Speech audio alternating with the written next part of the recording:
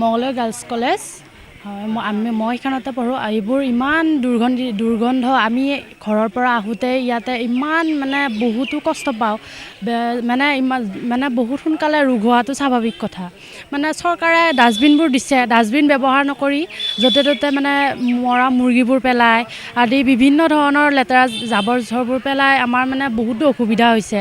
আমি আহোঁতেও বহুত দুৰ্গন্ধিতা পাওঁ, যেনিবা আমাৰ ছোৱালীবোৰৰ বহুত কষ্ট হয়। আৰু ক্লাছ কৰোঁতে আমি ভাবোঁ এইখিনিতে মানে ঠাণ্ডা জেগা, আমি ইয়াতে ক্লাছ কৰোঁ বুলি ভাবোঁ, কিন্তু ক্লাছ কৰিব নোৱাৰি। আমি মানে য'ত আমাৰ মানে গৰম মানে ৰুমবোৰ তাতে যাব লগা হয়। তাৰপিছত আমি বহুত কষ্ট হয়, আমি এইবোৰ যাতে সোনকালে চাফা কৰা হয় সেইটোকে আমি অনুৰোধ কৰিছোঁ চৰকাৰক। হয়, নাকত ধৰি আহিব লাগে, স্কুলত মাস্ক ব্যৱহাৰ কৰিব লগা হয় আদি বহুত কষ্ট হৈছে আমাৰ। এইবোৰ চৰকাৰক আমি অনুৰোধ কৰিছোঁ যাতে সোনকালে আমাক এইবোৰ চাফা কৰি দিয়ে। ইয়াতে মাছ থোৱা ফিচাৰী বনালেও কোনো কথা নাই, কিন্তু এইবোৰ লেতেৰা জাবৰ জোথৰ আৰু বেয়া মানে মৰি যোৱা জীৱ জন্তুবোৰ কুকুৰে টানি আমাৰ ফিল্ডলৈ আনে আদি, তাৰ পৰা বহুতো দুৰ্গন্ধিতা আমি লাভ কৰিব পাৰোঁ। বহুত মানে ৰোগ হোৱাটো স্বাভাৱিক কথা, সোনকালে আমাৰ ৰোগ হ'ব পাৰে। তাৰ বাবে আমি চৰকাৰক অনুৰোধ কৰিছোঁ যাতে আমাৰ এইবোৰ ঠিক কৰি দিয়ে আৰু সোনকালে।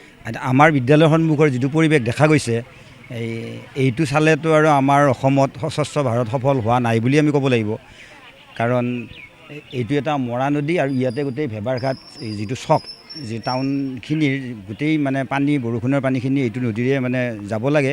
এতিয়া এই জাবৰ জোথৰ পেলোৱাৰ ফলত এক নম্বৰ সেই পানী যোৱা ব্যৱস্থাটো বন্ধ হৈছে আৰু আমাৰ বিদ্যালয়খনৰ পৰিৱেশটো বেছিকৈ মানে খুব দুখ লগা হৈছে। কাৰণ এই যিটো দুৰ্গন্ধ, যিটো মানে পচা গেলা জাবৰ, এই পেম্পাছ বাচ্চাৰ, তাৰপিছত এই ব্ৰইলাৰৰ কাটা অংশ এইবিলাক পেলোৱাৰ কাৰণে মানে এনেকুৱা এটা দুৰ্গন্ধ আহে, ইয়াৰ পৰা মানে যথেষ্ট মানে বেমাৰ হোৱাৰ সুবিধা আছে। গতিকে নাকত ধৰি আহিবলগীয়া হৈছে। গতিকে আমি বিদ্যালয়ৰ তৰফৰ পৰা বা সচেতন ৰাইজ হিচাপে আমি চৰকাৰক অনুৰোধ জনাইছোঁ, অনতিপলমে ইয়াৰ এটা আমাক সুব্যৱস্থা যাতে কৰি দিয়ে বা এইখিনি চাফ চিকুণ কৰিলে এইটো এটা মাছ পোৱা বা ফিচাৰী তেনেকুৱা ধৰণৰো বস্তু এটা কৰিব পাৰি। তেতিয়াহ'লে এই পানীখিনিও তাতে পেলোৱাৰ এটা সুবিধা হ'ব আৰু ঠাইখিনিও মানে পৰিষ্কাৰ হ'ব। এই তেনেকুৱা যাতে আমি ক্লাছ কৰাত বহুত অসুবিধা পাইছোঁ, কাৰণ মানে সৰু ল'ৰা ছোৱালী ইয়াৰ পৰা ওচৰৰ ৰুমৰ পৰা শ্বিফ্ট কৰিব লগা হৈছে। তাৰমানে ইয়াতে পৰিৱেশত থাকিব নোৱাৰি পেলাই আমি ভিতৰৰ ৰুমলৈ তাৰমানে য'ত গৰম ৰুম, ফেনৰ ব্যৱস্থা কম, তালৈ আমি নিবলগীয়া হৈছে। হয়, গৰম দিলে বহুত, আৰু যেতিয়া বতাহ মাৰে তেতিয়া বতাহৰ জৰিয়তে বহুত দূৰলৈ যায়।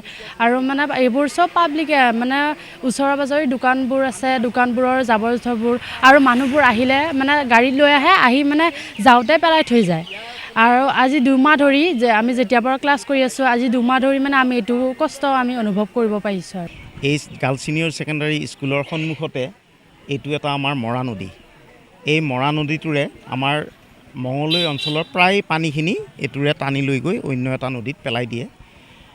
আজি এই মৰা নদীৰ যিটো পৰিৱেশ বা আমাৰ স্কুলখনৰ সন্মুখতেই যিটো ৰাইজে ডাষ্টবিনৰ পৰিৱেশ কৰিছে, য'ত নেকি আমাৰ বৰ্তমান চৰকাৰখনৰ শ্ৰদ্ধাৰ প্ৰধানমন্ত্ৰী নৰেন্দ্ৰ মোদী ডাঙৰীয়াই স্বচ্ছতা অভিযানৰ কথা মানুহৰ মাজত সজাগতা কৰিছে।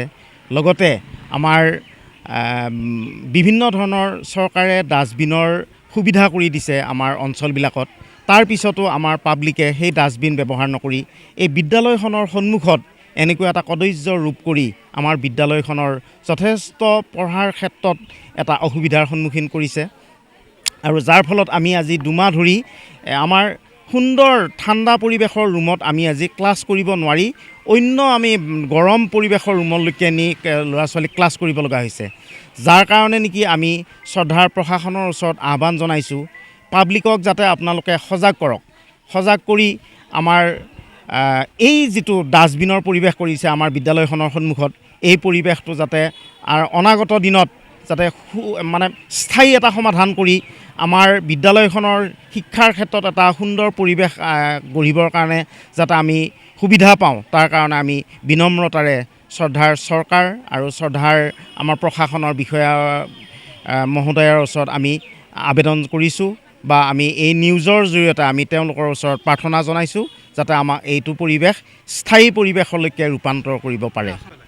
এইটো আমাৰ পাব্লিকবিলাকে পেলাই আনি ইয়াতে যিবিলাকে ব্ৰইলাৰ কাটে, ব্ৰইলাৰ কটা মানুহবিলাকেও ইয়াতে ব্ৰইলাৰৰ যিবিলাক অৱশিষ্ট অংশ সেইবিলাক পেলাই আনি, মাছ কটা যিখিনি মানুহ ইয়াতে বহাই আহি মাছ কটা মানুহখিনিও তেওঁলোকৰ অৱশিষ্টখিনি ইয়াতে পেলাই আনি, বা আমাৰ পাব্লিকৰ যিবিলাক ঘৰুৱাভাৱে ব্যৱহাৰ কৰা যিবিলাক বস্তু সেইবিলাকো আনি ইয়াতে এই অঞ্চলটোত পেলাই থৈ যায়।